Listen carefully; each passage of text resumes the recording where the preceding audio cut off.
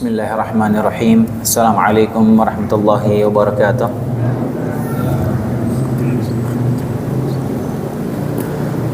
Innal hamdalillah nahmaduhu wa nasta'inuhu wa nastaghfiruh wa na'udzu billahi min shururi anfusina wa na'udzu billahi min shururi anfusina wa sayyiati a'malina. Man yahdihillahu fala mudilla lahu wa man yudlil fala hadiya lahu. Asyhadu an la ilaha illallah wahdahu la syarika lah wa asyhadu anna Muhammadan abduhu wa rasul.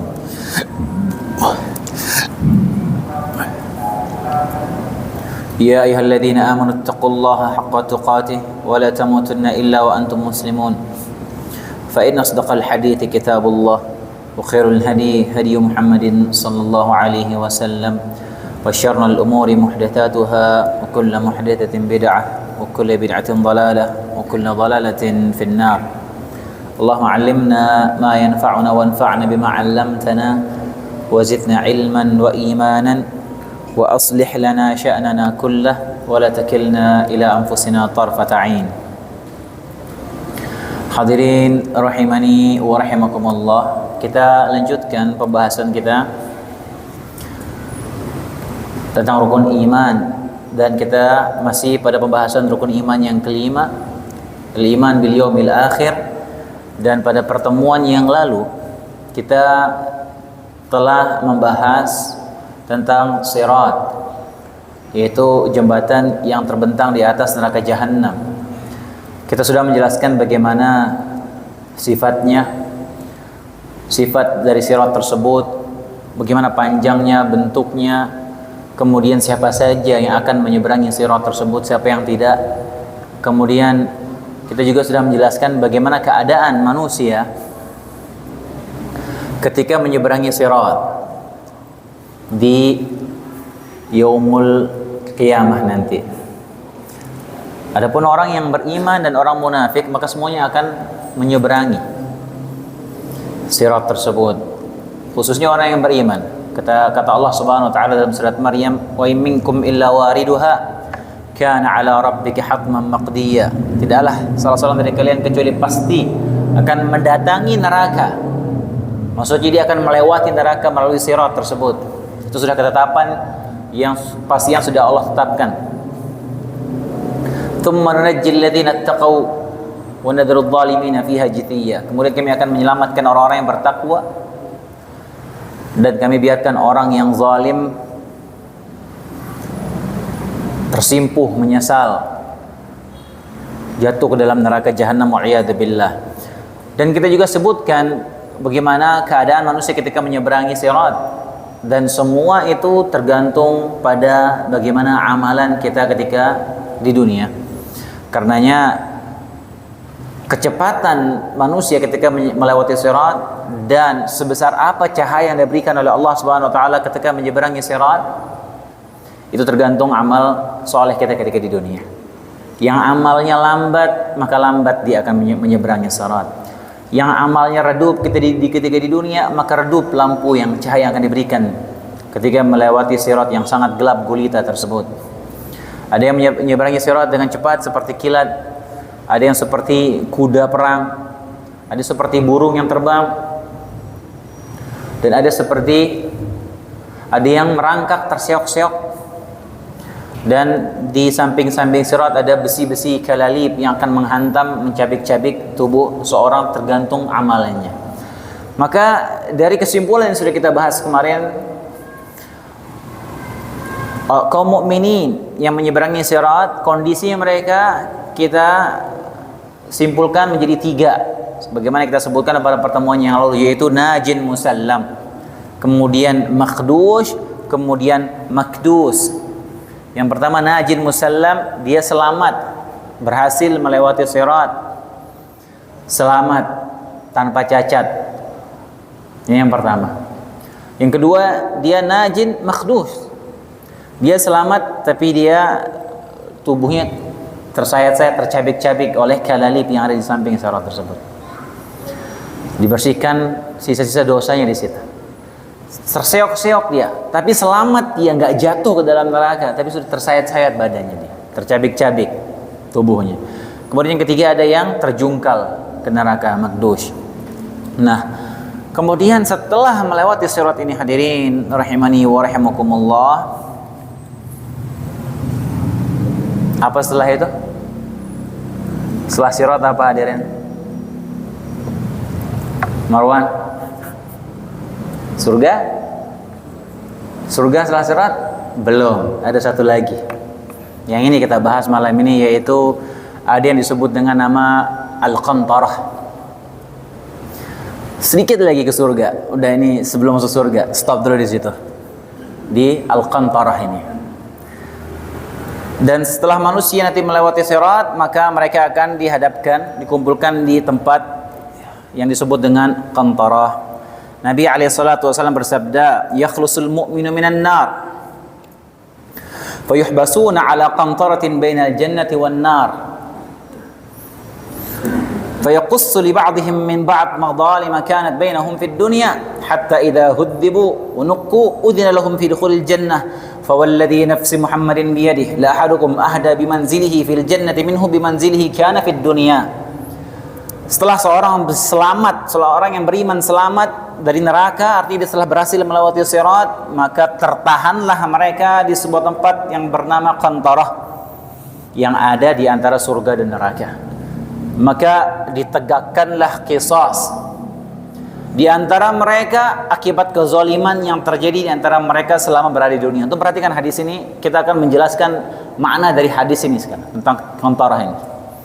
Kata Nabi SAW, ini hadis sahih riwayat Bukhari. Setelah mereka berhasil melewati sirat, dikumpulkan di Qantarah, maka akan ditegakkan qisas di antara mereka akibat kezaliman yang terjadi antara mereka selama berada di dunia. Setelah dibersihkan, mereka pun diizinkan masuk surga. Kemudian kata Nabi SAW, "Demi Allah, demi zat yang jiwaku berada di tangannya, sungguhnya salah seorang dari kalian, salah seorang dari mereka setelah dari Qantarah tersebut dipersilakan masuk surga, sungguhnya mereka lebih mengetahui tempatnya di surga daripada tempat mereka tinggal ketika di dunia." Kata Nabi SAW, perhatikan kalimat Nabi ini, akan saya jelaskan nanti. Ini dalil menjelaskan tentang adanya satu fase, satu momen di mana manusia setelah melewati sirat itu dia akan dikumpulkan. Bagi yang selamat melewati sirat, dia akan dikumpulkan sejenak di sebuah tempat yang bernama Qantarah. Lalu para ulama menyebutkan Qantarah itu maksudnya apa? Disebutkan bahwasanya secara bahasa Qantarah itu artinya jembatan. Secara bahasa Qantarah artinya jembatan. Sebuah jembatan yang terbentang di antara dua lembah atau di antara dua tempat yang memiliki mata air. Itu Qantarah secara bahasa. Maka para ulama rahimahumullah berbeda pendapat terkait hakikat Qantarah itu sendiri. Mereka berbeda pendapat, apa sih hakikatnya Qantarah ini? Sebenarnya apa tujuannya, fungsinya apa Qantarah ini? Bentuknya apa pertama? Pendapat pertama menyebutkan Qantarah itu adalah jembatan tersendiri yang bukan bagian dari sirat, sudah terpisah dari sirat. Jadi dia jembatan sendiri. Pertama lewat jembatan sirat, habis itu Qantarah jembatan lagi, dia jembatan yang berbeda. Jembatan kedua yang berbeda dari sirat. Ini adalah pendapat Al-Imam Al-Qurtubi rahimahullah ta'ala. Kemudian ini pendapat yang kedua, ini dikuatkan oleh Imam Ibnu Hajar Al-Asqalani rahimahullah ta'ala. Beliau menguatkan pendapat yang kedua bahwasanya Qantarah itu merupakan ujung dari sirat, ya termasuk bagian dari sirat itu sendiri. Wallahu ta'ala alam. Dari dua pendapat ini, pendapat yang insya Allah lebih kuat adalah pendapat yang pertama, bahwasanya Qantarah ini merupakan jembatan tersendiri, jembatan yang berbeda, bukan bagian dari sirat. Kenapa? Karena sirat merupakan jembatan yang terbentang di atas neraka, sementara Qantarah tidak. Dalam hadis tadi disebutkan dia berada di antara surga dan neraka, sudah melewati sirat. Itu yang pertama. Dia bukan terletak di atas neraka Qantarah. Dia tempat yang berbeda. Kemudian yang kedua, dari sisi sifatnya, bahwasanya Qantarah itu menampung orang-orang yang sudah berhasil lolos dari sirat. Ditampung semua, dikumpulkan di situ. Sementara sirat tidak bisa. Karena apa? Karena sirat kita sebutkan sifatnya sangat tipis dan tajam. Lebih tipis dari rambut, lebih tajam dari pedang, dan terbentang di atas neraka. Nggak mungkin manusia ngumpul di situ sana, nggak mungkin. Maka wallahu taala alam, pendapat yang lebih kuat adalah pendapat pertama, qantarah merupakan jembatan tersendiri yang terpisah dari sirat. Kemudian lanjutan dari hadis tadi, bagian dari hadis yang ingin kita jelaskan, kata Nabi alaihissalam dari hadis yang tadi kita bacakan, fa yaqussu li ba'dihim min ba'd madhalimu kanat bainahum fid dunya, maka akan ditegakkan qisas di antara mereka di qantarah itu. Ketika mereka dikumpulkan di sana, maka akan ditegakkan qisas di antara mereka akibat kezaliman yang terjadi di antara mereka selama berada di dunia. Itu kata Nabi SAW dalam hadis yang tadi kita bacakan. Maka dari sini para ulama juga berbeda pendapat hadirin. Apa maksudnya terjadi qisas lagi di sana? Bukankah qisas sudah kita jelaskan panjang lebar itu akan terjadi ketika di padang mahsyar? Ketika dihisab ada qisas setelah itu. Sebelum melewati sirat, sudah melewati fase-fase itu. Akan dihisab, kemudian ada qisas. Semua akan mengambil haknya. Semua akan membalas apa-apa kezaliman yang terjadi padanya ketika di dunia. Lalu dari sini berbeda pendapat para ulama. Apa maksudnya mereka diqisas di situ? Pendapat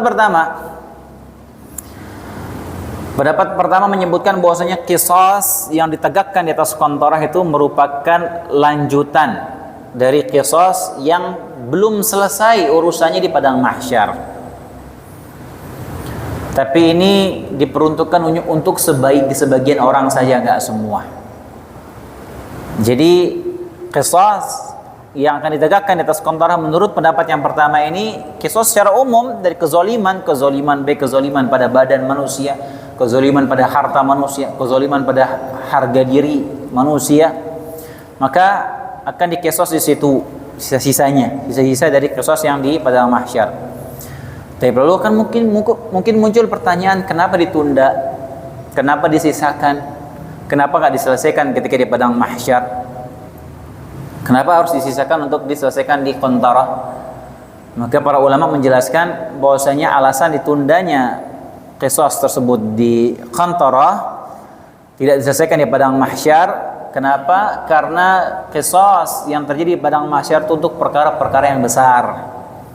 Perkara-perkara yang besar, sementara perkara-perkara yang diqisas di qantarah ini perkara-perkara yang ringan, yang tidak menyebabkan seorang itu masuk neraka gara-gara kezaliman itu. Jadi dibersihkan dulu di situ, diqisas dulu di sana. Ya mungkin kezalimannya ringan, tidak berat.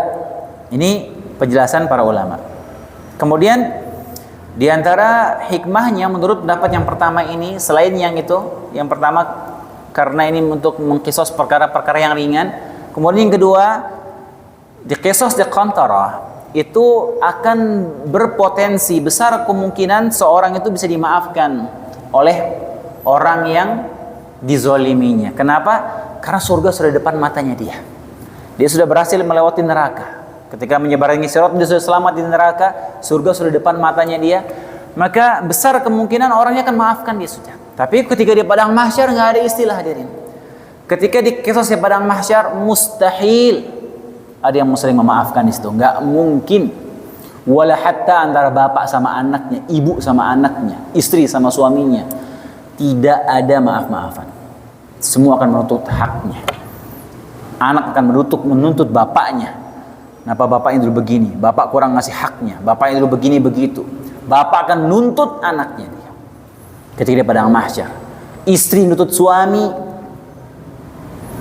Suamiku tidak pernah mengajarkan aku agama ya Allah. Suamiku tidak pernah menuntunku ke surga ya Allah. Suamiku nyuruh aku nggak pakai jilbab ya Allah. Dituntut sama istrinya. Lain lagi suami nuntut istri. Saya diomelin mulu sama istri di rumah ya Allah.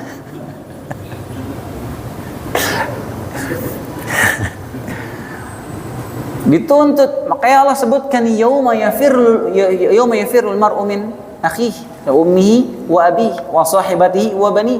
Semua akan kabur, lari dari keluarganya, suami dari istrinya kabur, bapak dari anaknya kabur lari menjauh dari kiamat. Kenapa? Karena takut dituntut.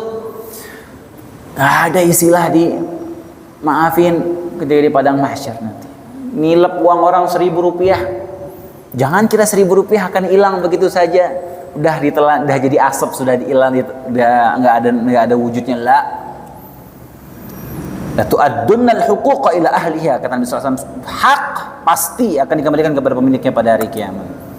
Terus nanti datang kira-kira, ya akhi, dulu ana nilep uang itu 1.000 rupiah, ikhlasin yang nggak ada, sini pahala 1.000. Nah, ketika dia kontorah, besar potensi dia dimaafkan. Kenapa? Karena sudah surga depan matanya dia. Ini pendapat ulama, pendapat pertama. Pendapat pertama menyebutkan alasan kenapa ditunda sebagian qisas di kontorah. Pertama karena qisasnya perkara yang ringan, kedua besar potensi untuk dimaafkan. Itu pendapat yang pertama. Pendapat yang kedua menyebutkan qisas di kontorah itu diperuntukkan khusus bagi orang-orang yang kaya. Bagi orang-orang yang kaya. Makanya mereka tertahan. Orang-orang kaya dia tertahan dulu. Belum bisa masuk surga, orang-orang miskin duluan yang masuk surga. Nabi SAW bersabda, "Qumtu ala babil jannah, fakana 'amata man dakhalaha al-masakin." Aku berdiri depan pintu surga dan ternyata orang yang masukinya adalah umumnya orang yang masuk ke surga adalah orang-orang miskin. Wa ashabul jaddi mahbusun. Orang-orang yang kaya mereka tertahan untuk masuk surga. Ghaira anna ashaban nar qad umira bihim ila an-nar.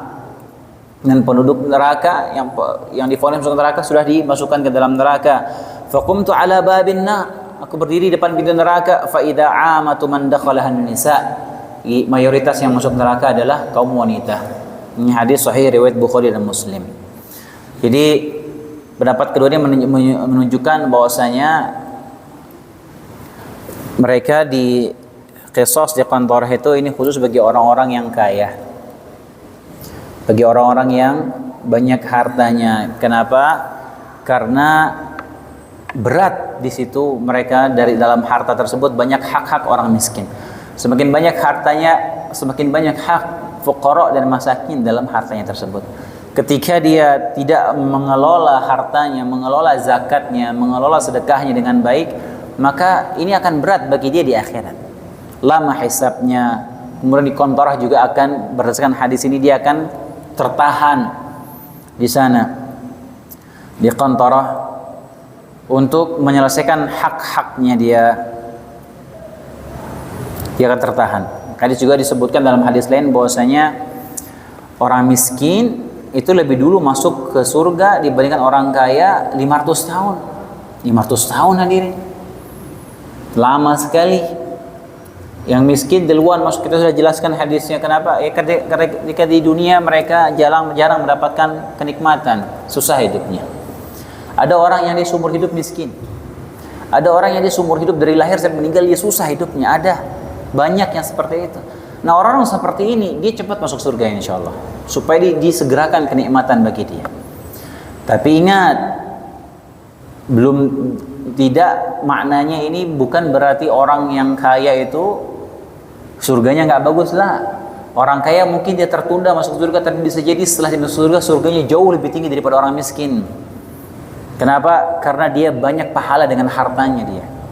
Makanya ketika orang bagus mengelola hartanya, dia mencari akhirat melalui dengan hartanya dia, maka ini orang-orang spesial. Orang spesial yang dispesialkan oleh Allah SWT diberikan kenikmatan. Dia bisa beribadah dengan hartanya. Ini pendapat kedua. Pendapat kedua itu, bahwasanya yang qisas di kantor ini maksudnya terkhusus bagi orang-orang kaya. Kemudian ada pendapat ketiga hadirin rahimani wa rahimakumullah, dan ini dikemukakan oleh Syekh Al-Utsaimin rahimahullah taala, bahwasanya qisas yang ditegakkan di kantorah itu tidak sama seperti yang ditegakkan di padang mahsyar, berbeda. Qisas yang ditegakkan di kantorah itu berkaitan dengan kelapangan hati manusia. Jadi qisas yang ditegakkan di Qantarah sebelum manusia masuk ke surga itu tujuannya apa? Tujuannya untuk melegakan, melapangkan hati manusia, menghilangkan kedongkolan, menghilangkan kebencian, menghilangkan hasad dan hal-hal buruk antar sesama manusia. Dari hati manusia itu dihilangkan, dibersihkan, dicuci. Itu maksudnya. Jadi ditegakkan qisas antara manusia, dibersihkan hati mereka, dibikin lapang antara kedua manusia. Mungkin mereka ketika di dunia pernah ada masalah. Mungkin ketika di dunia si fulan, si A menzalimi si B. Maka dan kedua-duanya masuk surga misalnya. Maka sebelum mereka masuk surga, kedua hati dilapangkan oleh Allah Subhanahu wa taala. Dibersihkan hatinya. Dibersihkan semua dari penyakit-penyakit hati. Kenapa? Karena di surga tempatnya yang baik-baik. Tidak ada lagi yang namanya keburukan. Tidak ada lagi yang namanya kesedihan. Tidak ada lagi yang namanya hasad, dongkol, jengkel sama orang lain. Gak ada cemburu. Tidak ada sama sekali. Sama sekali. Kenapa? Karena mereka sudah dibersihkan di Qantarah itu. Ini pendapat ketiga. Allah Subhanahu wa taala berfirman, وَنَزَعْنَا مَا فِي صُدُورِهِمْ مِنْ غِلٍّ تَجْرِي مِنْ تَحْتِهِمُ الْأَنْهَارُ وَقَالُوا الْحَمْدُ لِلَّهِ الَّذِي هَدَانَا لِهَذَا وَمَا كُنَّا لِنَهْتَدِيَ لَوْلَا أَنْ هَدَانَا اللَّهُ لَقَدْ جَاءَتْ رُسُلُ رَبِّنَا بِالْحَقِّ وَنُودُوا أَنْ تِلْكُمُ الْجَنَّةُ أُورِثْتُمُوهَا بِمَا كُنْتُمْ تَعْمَلُونَ. Ini Allah sebutkan dalam surat Al-A'raf ayat 43. Dan surat Al-A'raf ayat 43 ini disebutkan oleh para ulama. Ini berkaitan dengan qisas pembersihan yang terjadi di Qantarah itu. Allah SWT berfirman, dan kami cabut segala macam dendam yang berada dalam dada mereka. Wa naza'na ma fi qulubihim min ghillin. Dicabut segala macam dendam, kebencian, hasad, dongkol sama orang lain, dihapus, dibersihkan oleh Allah SWT dari dada mereka. Mengalir di bawah mereka sungai-sungai. Dan mereka berkata, segala puji bagi Allah yang telah menunjukkan kami kepada surga ini, dan kami sekali-kali tidak akan mendapatkan petunjuk kalau Allah tidak memberikan kami petunjuk. Sungguhnya telah datang Rasul-Rasul Allah, Rasul-Rasul Tuhan kami, membawa kebenaran dan diserukan kepada mereka, itulah surga yang diwariskan kepadamu disebabkan apa yang dulu kamu kerjakan. Jadi manusia ketika masuk surga hatinya sudah bersih. Makanya Allah sebutkan illa man atallaha biqalbin salim. Kecuali yang datang kepada Allah dengan hati yang bersih, hati yang selamat. Enggak ada istilah orang masuk surga sementara hatinya masih ada kekotoran, ada kotor, ada dongkol sama orang lain, enggak ada. Mustahil, dibersihkan oleh Allah Subhanahu wa taala. Sebelum masuk surga harus bersih semuanya hatinya. Makanya dalam surga itu nanti enggak ada lagi namanya cemburu. Mungkin istri di rumah sudah ngancem misalnya, pokoknya nanti kalau di surga jangan dekat-dekat sama bidadari ya.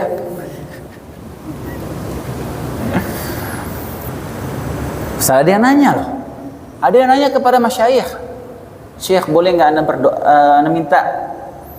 berdoa supaya kalau anda meninggal ya, suami anda nggak nikah lagi supaya nanti bisa bersama-sama sama anda di surga. Boleh nggak anda berdoa supaya dia sama anda aja nggak sama bidadari di surga? Syuf, sampai di surga dia masih cemburu. Dan hal-hal seperti ini nggak mungkin ada di surga, nggak mungkin cemburu gitu sama suaminya. Karena dalam riwayat disebutkan suami akan dikumpulkan kepada sama istrinya di surga. Maka ketika nanti diberikan kenikmatan lain oleh Allah SWT berupa bidadari, maka nggak mungkin ini istrinya masih cemburu, nggak mungkin cemburu gitu, nggak mungkin, mustahil. Kenapa? Karena sudah dibersihkan dadanya di Qantarah ini. Ketika sudah bersih hati mereka, maka dikatakan Allah sebutkan dalam surat Az-Zumar, wasiqal ladzina taqaw rabbahum ilal jannati zumara. Dan orang yang bertakwa kepada Allah dibawa dari Qantarah, digiring dari Qantarah ke dalam surga dengan bergerombol-gerombol. Hatta idza ja'uha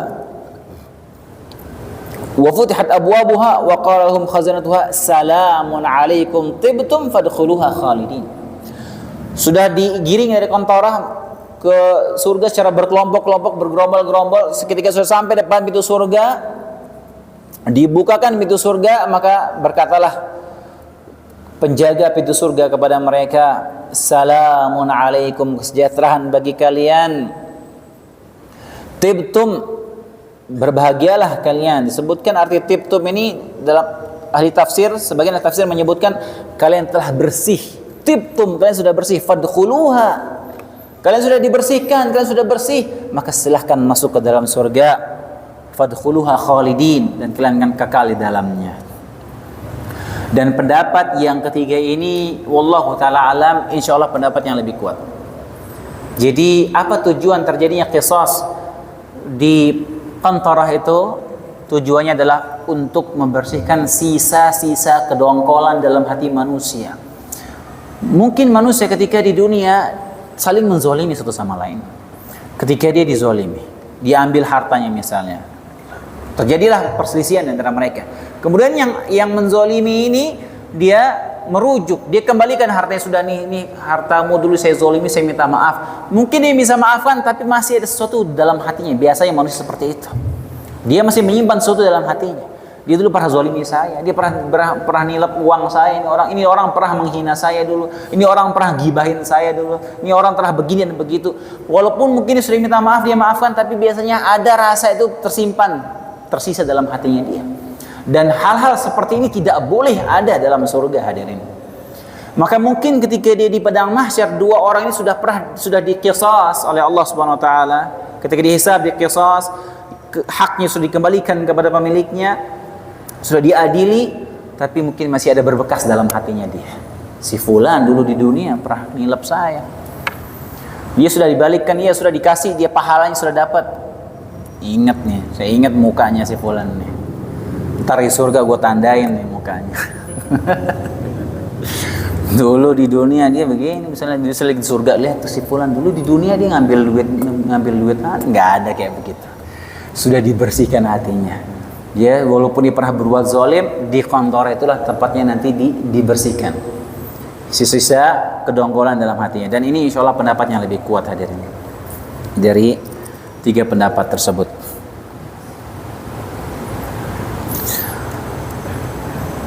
Kemudian di antara hal yang mendukung pendapat ini, bahwasanya pendapat ini yang paling kuat di antara tiga pendapat tadi, ini dipahami oleh seorang perawi hadis. Perawi hadis yang meriwayatkan hadis tentang qantarah ini yang dipahami oleh perawi yang bernama Yazid bin Zurai'. Yazid bin Zurai' ini ketika dia meriwayatkan hadis tentang qantarah ini, sebelum beliau meriwayatkan hadis tentang qantarah ini, beliau membaca ayat dalam surat Al-A'raf tadi. Wa naza'na ma fi qulubihim min ghillin. Beliau menyebutkan baca ayat itu sebelum dia meriwayatkan hadis tentang qantarah ini. Artinya apa? Ini yang difahami oleh beliau Yazid bin Zurai' ini, bahwasanya hadis tentang qantarah ini itu sesuai sama ayat yang dalam surat Al-A'raf tadi. Artinya apa? Dibersihkan hati-hati mereka, dijadikan lapang. Dan Ibnu Hajar Al-Asqalani menyebutkan bahwasanya dari sebagian pendapat bahwasanya lebih nampak, lebih zahir bahwasanya ayat itu emang bagian dari hadis. Karena terkadang Nabi SAW banyak hadis. Nabi SAW ketika meriwayatkan sebuah hadis, beliau sambung dengan membacakan ayat. Sering Nabi lakukan seperti itu. Dalam banyak hadis Nabi ketika menyebutkan konteks hadis begini, beliau langsung sambung dengan menyebutkan, mengutip ayat. Sering Nabi lakukan seperti itu. Makanya Ibnu Hajar menyebutkan zahir hadis ini, zahir ayat tadi itu emang masuk dalam hadis itu. Ya, Nabi SAW ketika meriwayatkan hadis tentang qantarah ini, beliau baca dulu ayat dalam surat qantarah tadi, entah sebelumnya atau setelahnya. Artinya menunjukkan apa? Bahwasanya hadis tentang qantarah yang tadi kita baca dengan ayat itu emang penjelasannya, tafsirnya, bahwasanya qisas di qantarah itu berkaitan dengan pembersihan hati dari segala bentuk kedongkolan. Itu dia Allah Ta'ala pendapat yang lebih kuat, itu pendapat ketiga itu. Kemudian Nabi SAW bersabda, lanjutan hadis yang tadi kita bacakan, hatta idza hudzibu wa nuqu udina lahum bi dukhulil jannah. Setelah dibersihkan dan dibebaskan, mereka pun diizinkan masuk surga. Ketika mereka diizinkan masuk surga, mereka tidak serta-merta langsung masuk ke surga begitu saja, lah. Kenapa? Karena Nabi SAW lah yang diberikan kemuliaan oleh Allah Subhanahu wa taala untuk mengetuk pintu surga. Jadi pintu surga tidak akan dibuka oleh malaikat kecuali Nabi SAW yang mengetuknya. Ini diantara kemuliaan yang Allah berikan bagi Nabi Muhammad SAW, karena beliau yang akan pertama kali memasukinya. Nabi SAW bersabda,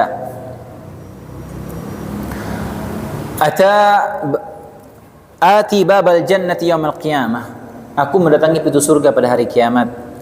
Fa astaftihu fayaqul khazinu man anta.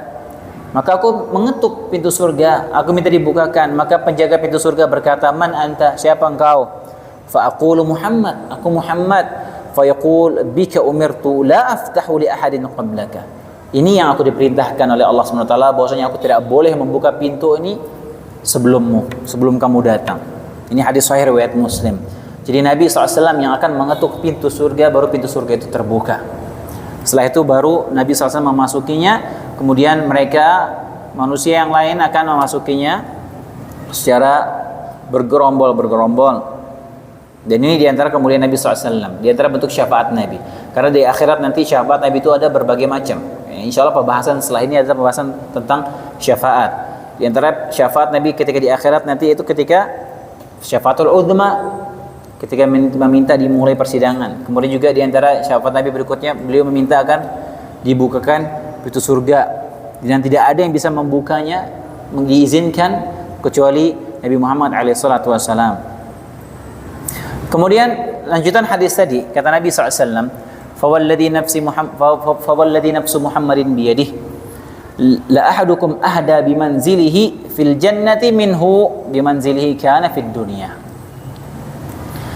Demi zat yang jiwaku berada dalam genggamannya, sungguhnya salah seorang dari kalian, salah seorang dari mereka lebih mengetahui tempat tinggalnya di surga daripada tempat tinggalnya ketika di dunia. Perhatikan ucapan Nabi SAW. Kalian nanti, kata Nabi SAW, demi Allah, mereka ketika masuk surga, mereka lebih mengetahui di mana tempat tinggal mereka di surga daripada di mana tempat tinggal mereka ketika di dunia. Ada yang tahu kenapa demikian, hadirin? Coba, kenapa manusia ketika dia masuk surga nanti, ya, ketika dia diiringi masuk surga setelah melewati qantarah, semoga kita semua termasuk di dalamnya. Kemudian dia tahu tempatnya, di mana rumahnya dia di surga. Dia langsung tahu di mana letaknya rumahnya di surga. Ada yang tahu kenapa? Kata Nabi, dia lebih tahu tempat tinggal di surga daripada tempat tinggal di rumah. Kita kalau pulang di sini, pulang ke rumah di sini sambil ngelamun aja, kita naik motor, naik mobil, biasanya lagi ngelamun nyampe aja ke rumah. Saking sudah hafalnya. Nanti manusia lebih hafal tempat tinggal di surga daripada tempat tinggal di dunia. Kenapa? Ada yang tahu alasannya? Hah? Marwan? Ada yang tahu? Sudah pernah kita bahas dulu nih. Kenapa demikian? Jawabannya karena ketika manusia berada di alam barzakh, dalam kubur, setiap hari dibukakan oleh Allah SWT surganya. Tuh tempatmu di surga nanti, itu di situ. Setiap pagi dan sore dibukakan bagi dia surga. Ketika di dalam kuburnya ditujukan, itu nanti kamu tempat tinggalmu di situ, sebelah situ. Setiap hari dia lihat. Makanya demikian juga sebaliknya, orang yang masuk neraka setiap hari dibukakan nerakanya dia. Dibukakan, dikasih hawa neraka. Situ kamu nanti masuk. Ke situ. Itu tempatmu di neraka di sebelah situ. Wa'iyadu billah. Makanya disebutkan orang yang ketika dia amalnya bagus dan dia termasuk ahli surga, ketika di kuburan nanti dibukakan bagi dia surga, orang-orang yang muslim, yang bertakwa kepada Allah, yang sudah insya Allah ditetapkan sebagai penghuni surga, dalam kubur sekarang ini, mereka setiap hari berdoa agar disegerakan hari kiamat, agar segera tegak hari kiamat, karena mereka ingin masuk ke rumahnya mereka di surga. Sebaliknya orang penghuni neraka, ketika mereka melihat tempat di neraka, mereka setiap hari berdoa kepada Allah supaya jangan ditegakkan hari kiamat, karena mereka tidak mau masuk ke situ. Itu rahasianya. Kenapa Nabi menyebutkan mereka lebih hafal tempatnya di surga daripada tempatnya di dunia. Jadi ketika nanti dipersilahkan masuk surga, entah bagaimana caranya, entah di tempat mana, pokoknya dia nyelonong aja pergi pergi ke istananya, dia sudah ditempatkan dapat istana. Di jalan belok sini mungkin, wallahu taala alam seperti apa. Intinya dia tahu di mana letaknya dia di surga. Subhanallah. Ini hadis sahih riwayat Bukhari Muslim. Jadi itu alasannya. Jadi semasa di alam barzakh dia dibukakan tempatnya. Ini sudah kita bahas ketika kita membahas masalah alam barzakh. Nabi SAW bersabda, "Inna ahadakum idza mata 'urida 'alaihi maq'adahu bil ghadati wal 'ashi." Sesungguhnya apabila salah seorang dari kalian ketika meninggal dunia, ketika berada di alam barzakh, maka akan ditampakkan calon tempat tinggalnya nanti di akhirat. Wa in kana min ahli jannah fa min ahli jannah, wa in kana min ahli nar fa min ahli nar. Kalau dia penghuni surga akan dilihatkan tempatnya di surga. Kalau dia penghuni neraka akan dilihatkan tempatnya di neraka. Fa yuqalu hadza maq'aduka hatta yab'atsaka Allahu yaumil qiyamah. Itu tempatmu nanti sampai ditegakkan hari kiamat. Demikian juga ditegaskan, dikuatkan oleh firman Allah Subhanahu wa taala dalam surat Yunus ayat 9. Allah Subhanahu wa taala berfirman, "Innal ladzina amanu wa 'amilus shalihat yahdihim rabbuhum biimanihim tajri min tahtihimul anharu fi jannatin na'im." Sungguhnya orang-orang yang beriman yang mengerjakan amal-amal soleh, mereka diberi petunjuk oleh Allah karena keimanan mereka. Di bawah mereka mengalir sungai-sungai di dalam surga yang penuh kenikmatan. Di antara tafsiran tentang mereka diberi petunjuk dalam ayat ini, itu mereka diberi petunjuk di mana rumah mereka di surga, nanti mereka bisa langsung tahu tempatnya di mana. Demikian juga firman Allah Subhanahu wa taala, "Wa yudkhiluhumul jannah 'arrafaha lahum." Dalam surat Muhammad ayat 6. Dan Allah memasukkan mereka ke dalam surga yang telah dikenalkan oleh Allah kepada mereka. Dikenalkan surga, dikenalkan tempat mereka di surga nanti. Ini juga ayat ini menguatkan bahwasanya mereka nanti sudah tahu betul di mana tempat mereka di surga. Kemudian juga mereka yang sebaliknya ya, mereka yang masuk surga nanti akan ditampakkan oleh Allah tempat mereka kalau seandainya mereka masuk neraka. Demikian juga penduduk neraka akan ditampakkan oleh Allah SWT tempat mereka di surga kalau seandainya mereka beramal soleh masuk surga. Nabi SAW bersabda, "La yadkhulu ahadukumul jannah illa uriya maq'aduhu minan nar, law asaa liyazdada syukra." Tidak seorang masuk surga di antara kalian kecuali diperlihatkan oleh Allah tempat mereka di neraka kalau seandainya mereka berbuat keburukan. Kenapa tujuannya, apa hikmahnya? Supaya mereka makin bersyukur kepada Allah SWT. Dia masuk surga, tujukan dibuka neraka. Kamu kalau dulu di dunia berbuat buruk, situ tempatmu tuh neraka. Akhirnya dia bersyukur, semakin bersyukur kepada Allah. Bersyukur dia karena diselamatkan dari neraka tersebut.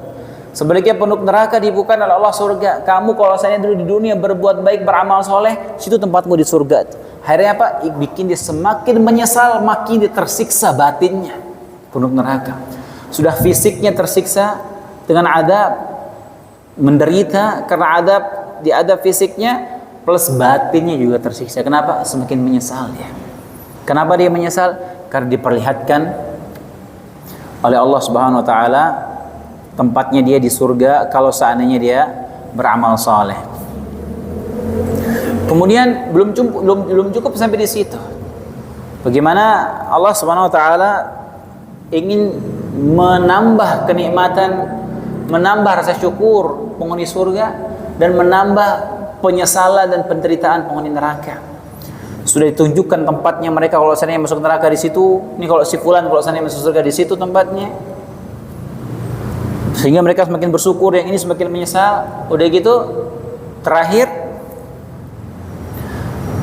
mereka akan dikekalkan dengan cara apa?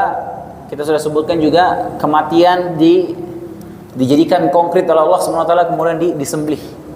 Sudah tidak ada lagi kematian. Nabi SAW bersabda, "Idza sara ahlul jannati ilal jannah wa ahlun nari ilan nar, Ketika penduduk surga sudah masuk surga, penduduk neraka sudah masuk neraka, ji'a bil maut, maka kematian akan didatangkan oleh Allah Subhanahu wa taala. Dalam riwayat lain disebutkan kematian al-maut itu akan dijadikan sesuatu yang konkret oleh Allah Subhanahu wa taala berbentuk seekor kambing. Jadikan